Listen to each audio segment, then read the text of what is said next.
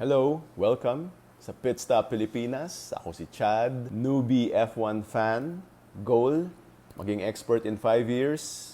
Sa mga baguhan dyan, samahan nyo ako. Sabay tayo matuto. Let's go. Pop quiz ulit tayo. Okay. Ilang ang driver sa bawat team? So, may dalawang driver yan. Pero parang napanood ko sa isang episode nun, meron ding reserve driver eh.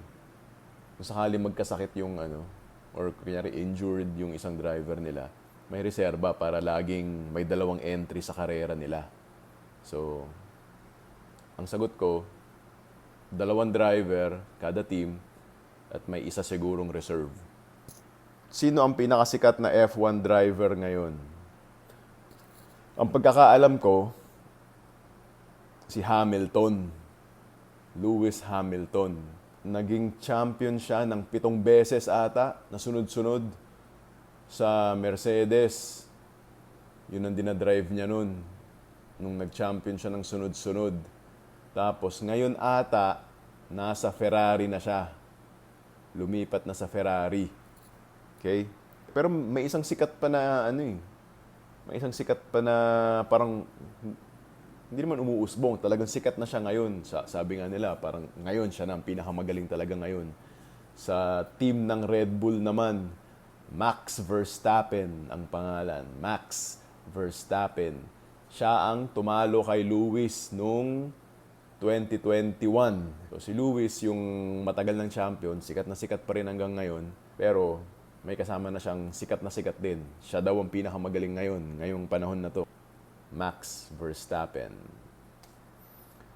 ng Team Red Bull. Sino ang reigning champion ngayon? Sino ang reigning champion? So, 2024, no? Na champion. Tingin ko si Verstappen. Teka, i-google ko Verstappen nga.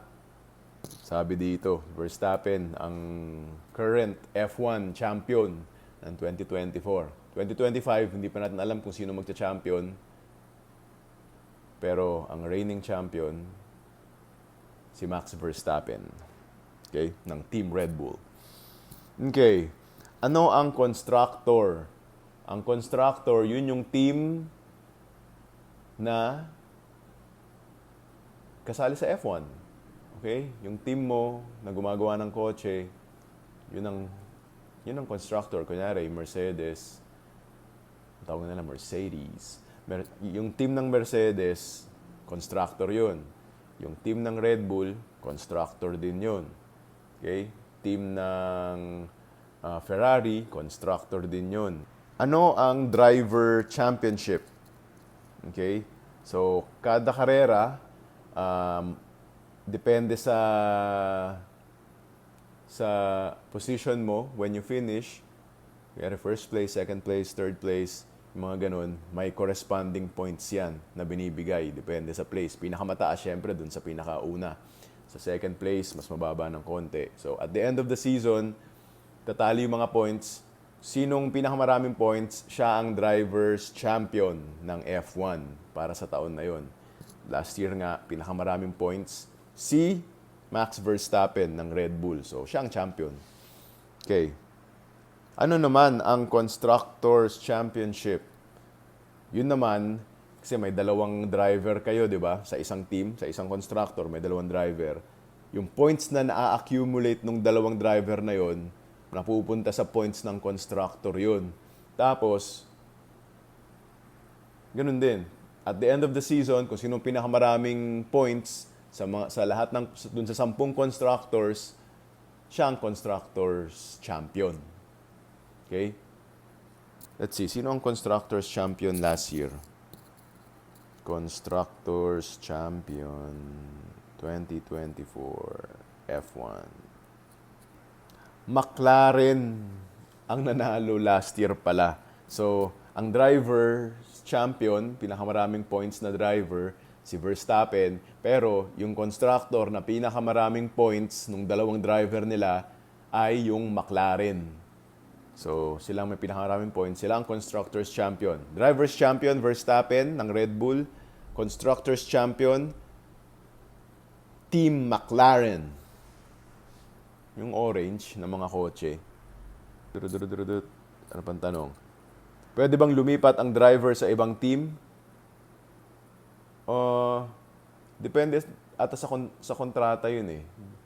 Alam ko depende sa kontrata yun eh. May napanood akong episode noon na nasa Williams si George Russell nung panahon na yun. Tapos nagkasakit, may COVID ata si Hamilton ng Mercedes. Si George Russell ang nag-drive para kay doon sa kotse ni Hamilton nung oras na yun. Muntik pa nanalo. Saan galing ang karamihan ng F1 drivers?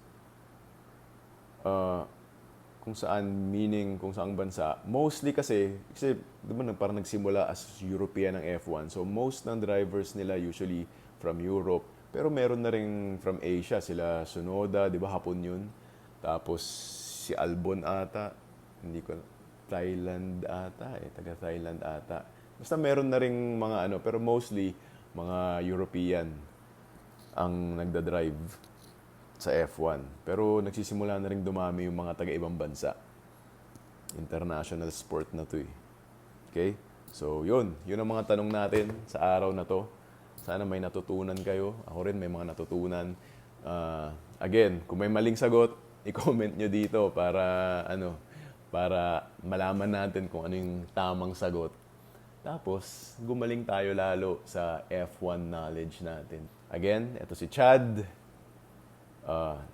Pit Stop Pilipinas. Hanggang ngayon, hindi ko pa rin kabisado yung pangalan mismo ng channel namin. Pit Stop Pilipinas. Chad. Bye-bye. Let's go. Woo!